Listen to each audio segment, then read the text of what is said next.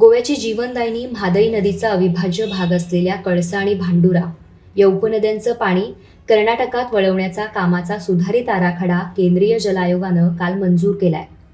पर्यावरणीय दाखले मिळाल्यामुळं कोणत्याही अडथळ्याशिवाय म्हादई नदीचं पाणी मलप्रभेत वळवणं आता कर्नाटकला सोपं जाणार आहे. साहजिकच गोव्याची लाईफलाईन असलेल्या म्हादई नदीवर हे मोठं संकट आहे. या निर्णयामध्ये गोवा सरकार सपशेल अयशस्वी ठरल्याचं समोर दिसतंय. ते जल आयोगान जो निर्णय घेतलेला असा तो निर्णय केवळ गोंयाकूच न्हय तर महाराष्ट्र आणि कर्नाटकाक लेगीत खूप घातक असा. कारण हे जे उदक असा हे कर्नाटक सरकार कळसा आणि भांडुरातले उदक जे असा ते वळवून मलप्रभेन व्हरपाचे असा. एका न्हंयच्या पात्रातले उदक जे असा ते दुसऱ्या न्हंयच्या पात्रान वळवून व्हरप हे पुराय तरेन चुकीचे असा. पर्यावरणाच्या नदरेंतल्यान हो प्रश्न जो असा तो खूपच गोंयांक जसो म्हारग पडटालो तसोच कर्नाटक आणि एकंदर महाराष्ट्राक तो म्हारग पडटालो.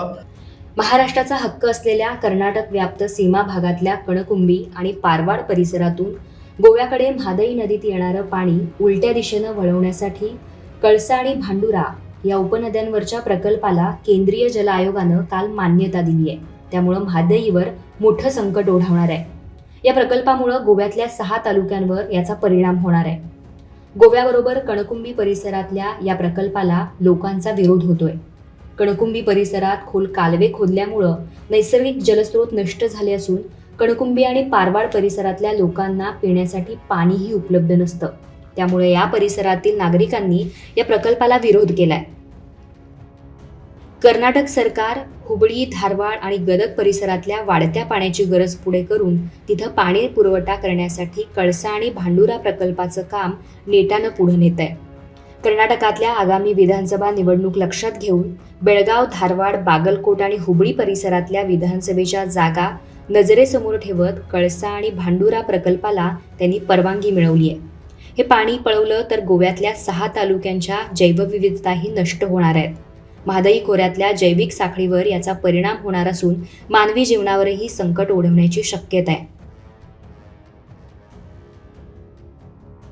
कर्नाटकाक सध्या जे पाणी वळवपाक दिल्लेले असा ते कळसाच्या नाल्यांतल्यान 1.72 टीएमसी फीट आणि भांडुरातल्यान 2.18 टीएमसी फीट पाणी एकूण 3.9 टीएमसी फीट पाणी त्यांना वळवपाक मान्यता जी असा ही हाच्या पयलीं 14 ऑगस्ट 2018 ह्या दिसा जे म्हादई पाणी वाटप लवाद असा तेंच्यांनी दिल्ले.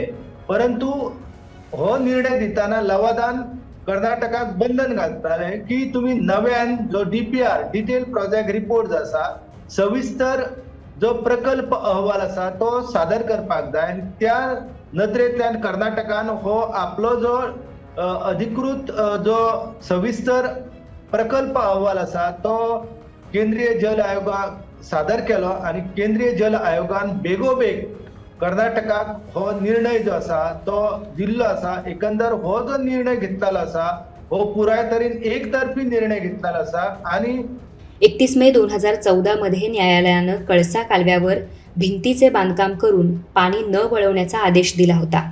परंतु त्यानंतरही पाणी वळवण्यासाठी प्रकार सुरूच राहिले. त्यामुळं 8 ऑगस्ट 2018 रोजी या संदर्भात गोव्यानं सर्वोच्च न्यायालयात अवमान याचिका दाखल केली होती. पण सुनावणीला विलंब झाल्यामुळं याचा फायदा घेत कर्नाटकनं आता काम फत्ते केलंय. अधिकृत परवानगी मिळाल्यामुळं हे काम जोमानं पुढे नेणार असल्याचं कर्नाटकच्या पाटबंधारे मंत्र्यांनी सांगितलंय. म्हादई अभयारण्य म्हणून हा प्रदेश अधिसूचित केलाय. पण या परिसरातला पाणीसाठा कमी झाला तर एकापेक्षा एक सुंदर देवराया, पट्टेरी वाघ, बिबट्या, अस्वल, कोतवाल, मण्यार, भुजंग यासारख्या वन्यजीवांच्या नैसर्गिक अधिवासावर याचा परिणाम होण्याची शक्यता आहे. कणकुंबीतल्या श्री रामेश्वराच्या डाव्या बाजूच्या छपराचं पाणी हे मलप्रभेचा उगमस्थान आहे, तर उजव्या बाजूच्या छपराचे पाणी हे कळसाचा उगम स्रोत व्हायचे. कणकुंबीला जन्माला येणारी मलप्रभा कुंडल संगम इथं कृष्णेशी एकात्म होऊन बंगालच्या उपसागराला तर कळसा म्हादईशी एकरूप होऊन अरबी समुद्राला मिळते. परंतु कर्नाटकच्या या उर्मटपणामुळं मलप्रभा नदीचं उगमस्थानच नष्ट होणार आहे. म्हादई नदीचं 2032 चौरस किलोमीटर विखुरलेलं खोरं कर्नाटकात 375 चौरस किलोमीटर आहे, तर महाराष्ट्रात 77 चौरस किलोमीटर, तर गोव्यात 1580 चौरस किलोमीटर आहे. या नदीची लांबी 111 किलोमीटर असून गोव्याचा जवळजवळ 50% भूभाग म्हादईने व्यापलाय. 20व्या शतकात सुरू झालेला पाण्याचा वाद 21व्या शतकातही सुरू आहे. ज्या पद्धतीन गेल्या कांय महिन्यासावन कर्नाटकाचे मुख्यमंत्री जे आसा बोम्मई ते ज्या पद्धतीन आणि त्यांचे विरोधी पक्ष नेते आणि हेर सगळे राजकीय पदाधिकारी ज्या तरेन कार्य करतात ते पळयल्यार आमची गोंयची बाजू ह्या प्रश्नार लंगडी पडटली. कर्नाटकचे मुख्यमंत्री एस बंगारप्पा सरकारने 1978 मध्ये या प्रकल्पाला चालना देण्याचा निर्णय घेतला होता. तेव्हापासून अनेक कर्नाटकमध्ये सरकारं आली, अनेक सरकारं गेली, पण म्हादई पाणी प्रश्नाबद्दलची भूमिका त्यांनी बदलली नाही. कर्नाटक बंगारप्पा ते येडुरप्पा आणि आता बसवराज बोम्मईपर्यंत सर्वांनीच राज्याच्या या प्रश्नाला महत्त्व दिलंय.